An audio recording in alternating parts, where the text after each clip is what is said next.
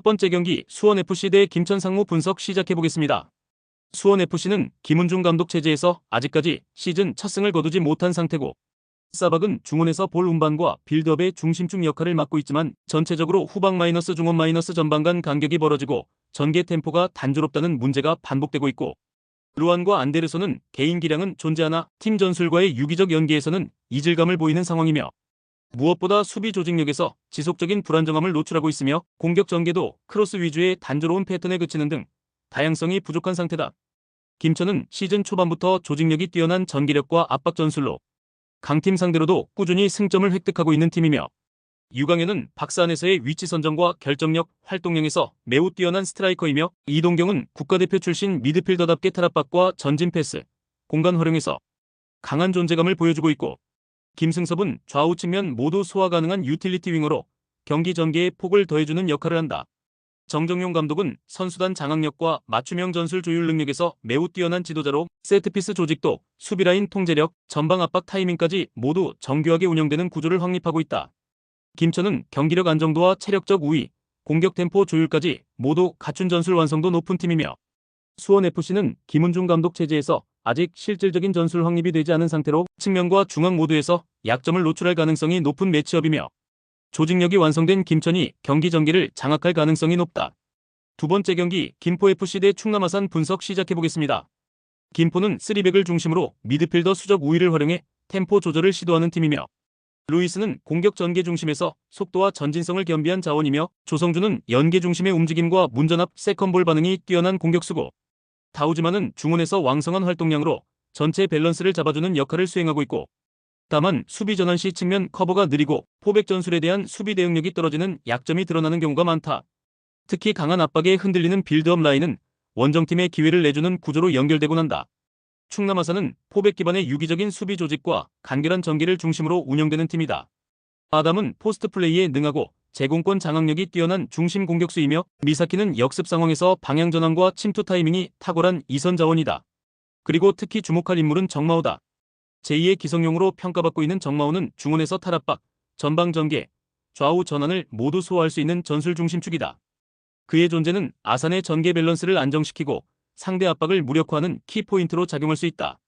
포메이션 상성상 김포의 3백을 상대로 이선 압박과 측면 침투가 더욱 효과적일 수 있는 전개 구조를 보유하고 있다. 김포는 포지션 수적 우위를 갖췄지만 공간 커버에 실패하는 전술적 불균형이 반복되고 있으며 충남 아산은 정마오를 중심으로 안정적인 중원 운영과 강한 압박 대응 능력을 보여주는 팀이며 이번 경기는 포메이션 상성과 중원 조직력에서 앞서는 충남 아산의 흐름이 더 강하게 나타날 수 있는 매치업이다. 세 번째 경기 화성FC 대 전남드래곤 분석 시작해보겠습니다. 화성FC는 4-3-3 포메이션을 기반으로 공격적인 전개를 지향하는 팀이며 도미닉은 직선적인 돌파 능력과 공간 침투에 강점이 있는 윙어이며 이승재와 알뚫은 미드필더 지역에서 탈압박 및 롱패스 전환을 통해 전방을 연결하는 자원이며 하지만 수비 전환 시 간격 조율 실패가 잦고 포백 수비 라인의 커버 능력이 불안정한 모습을 반복하고 있고 무엇보다도 초보 감독 차두리 체제 아래에서 전술 일관성과 상황 대응력이 미숙하다는 평가가 계속되고 있으며 선수 개개인의 활동량은 충분하지만 경기 내 전개 완성도에서 실수 빈도가 높은 편이다.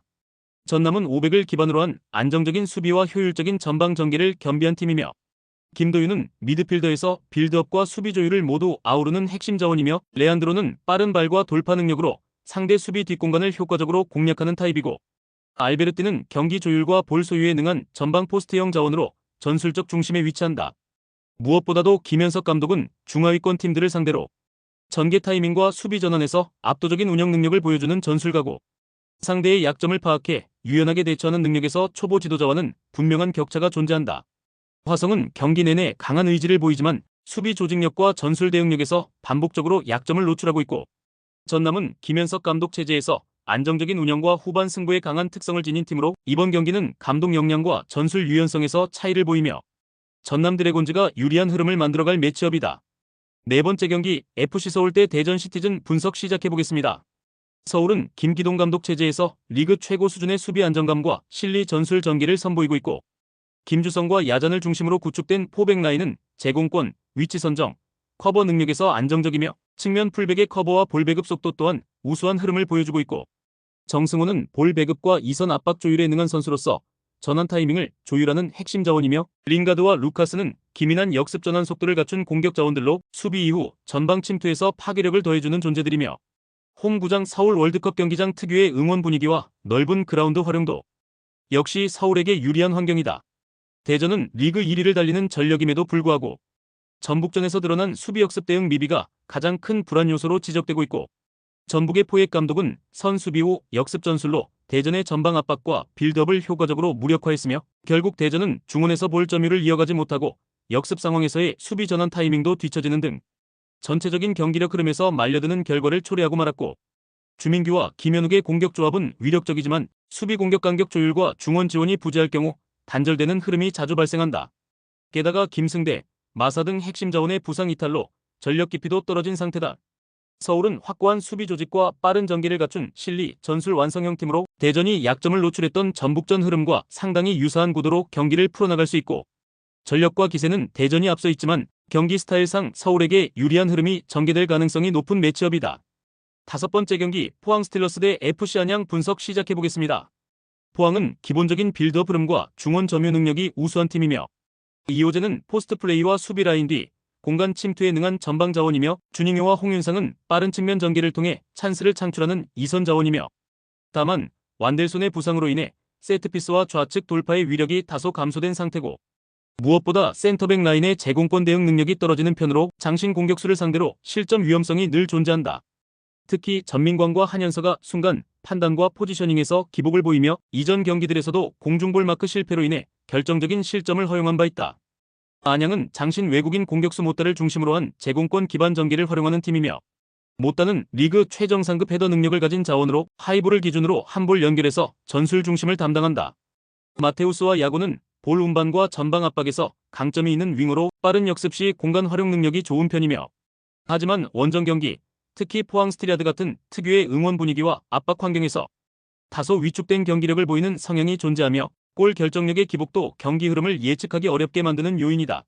이 경기는 포항의 전개 우세와 홈 분위기, 안양의 못다 중심 제공권 압박이 서로를 상쇄시키는 흐름으로 전개될 가능성이 높고 양팀 모두 결정적인 마무리에서 아쉬움을 남기며 서로 1골씩 주고받는 균형 있는 경기 양상 속 무승부 결과가 유력한 시나리오다. 여섯 번째 경기 부천FC 대 수원삼성 분석 시작해보겠습니다. 부천은 이영민 감독 체제 아래 오랜 시간 동안 3-4-3 포메이션을 중심으로 안정적인 조직력을 다져온 팀이며 공민현은 위협적인 위치 선정과 문전에서의 집중력을 바탕으로 한 결정력 있는 스트라이커며 갈레고는 중원에서 볼 배급과 탈압박에 능한 전개형 미드필더고 그리고 가장 주목해야 할 자원은 바산이다. 그는 과거 수원 삼성에서 적응하지 못해 방출된 외국인 선수였으며 이번 경기에서 자신을 외면한 팀에 대한 복수심에 불타고 있는 상황이며 전체적으로 부천은 미드필더와 수비 간 간격이 촘촘하며 포지션 이해도와 수비 전환 속도가 뛰어난 구조를 유지하고 있고 특히 측면 압박과 빠른 역습 전개에 강한 전술적 일관성을 보여주는 팀이며 수원은 직전 경기에서 대량 득점에 성공하며 우만동 수원 월드컵 경기장 빅버드를 찾은 수원 팬들을 열광의 도가니로 몰아넣었고 파율리뇨와 브루노 실바는 빠른 측면 돌파와 템포 전환에서 결정적인 역할을 수행하며 일류첸코는 박산에서 높은 제공권과 마무리 능력을 보유한 중심 스트라이커다. 다만 그 상대가 수비 조직이 무너진 상태였던 경남FC였으며 초보 지도자 이을용 감독 체제에서 전술 완성도가 부족한 약팀이었다는 점은 감안할 필요가 있고 이번에 맞붙게 될 부천은 단단한 3백 수비와 상대 약점을 잘 파악하는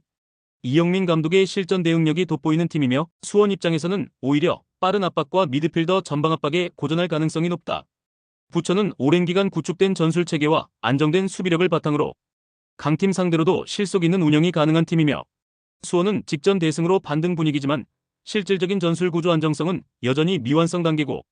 이번 경기는 복수심에 불타는 바사니와 전술적 완성도가 높은 부천이 더 주도적으로 흐름을 잡을 수 있는 매치업이다.